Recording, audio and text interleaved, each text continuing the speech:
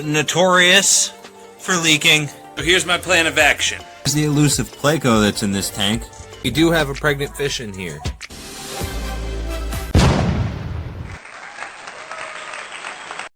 What's up, everybody? So initially I didn't have any worthy content for the channel this week, but I went to a store and I seen some rare stuff.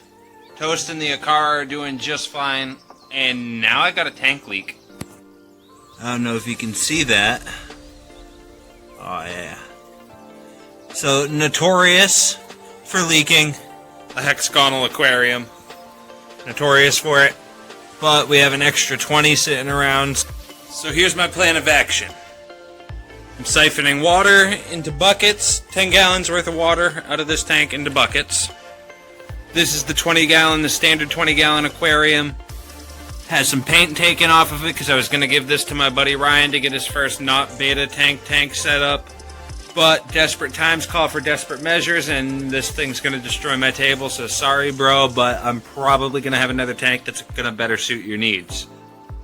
Alright, so while the tank's draining, I'm going to paint that spot that I scraped off on the 20-gallon aquarium, and I'll see you in a second. If you want to see painting the aquarium, I do have a video on that. I'll put a link in the bio. Alright, I got it painted. I got a thing under it. Yes, it's pretty Christmassy, but we're not going to see that because literally everything over here that's left is going into this 20-gallon aquarium right here. We're literally transferring everything over. I got 10 gallons of water sitting right here, plus what's in there that I'm going to start siphoning into there. I'm going to put most of this water in and then the fish into the buckets. And then fill the tank, then add the fish, just so I don't stir up all this sand and make the water all cloudy. Here's the elusive pleco that's in this tank. I take these guys and catch them by hand so they don't get stuck in the net. It's safer that way. Put a lid on this so they can't jump out. Check. Alright, when I have a sand substrate, I always pour the water into a bucket like so. It makes it the least amount of cloudy. It also doesn't disturb the substrate the way you put it down and wanted it. So this is what we got. Standard 20-gallon aquarium. I got my fake plants in there. I'm working on getting real plants of a larger size for this aquarium.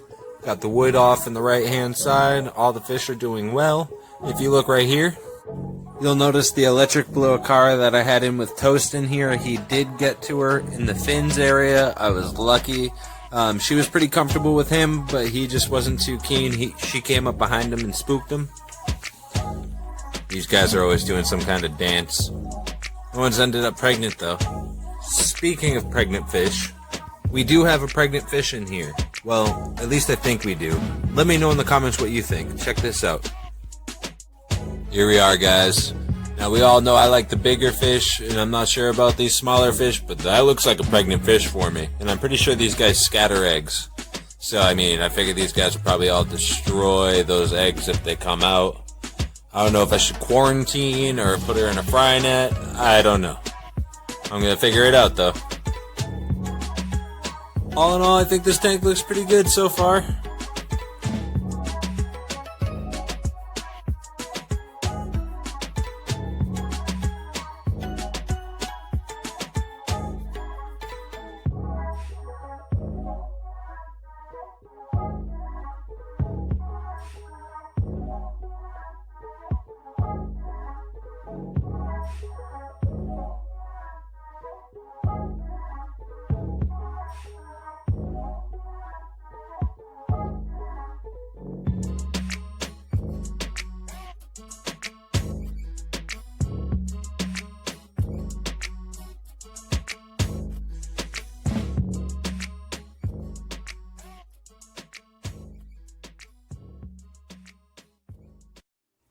Did you guys know what we did with this tank and the Aquariums in there? So you're probably wondering what Toast tanks looks like.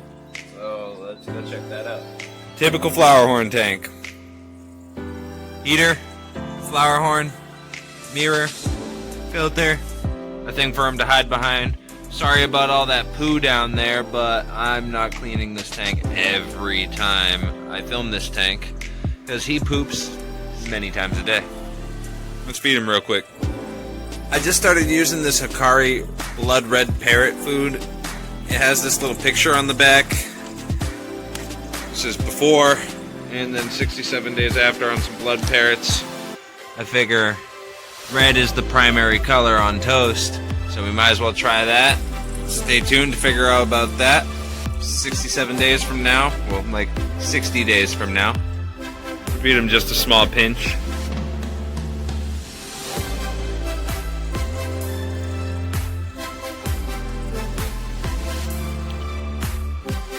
So I really want to breed toast. I think I'm going to breed them with a Viejas and spill them. I just have to find one that's big enough size.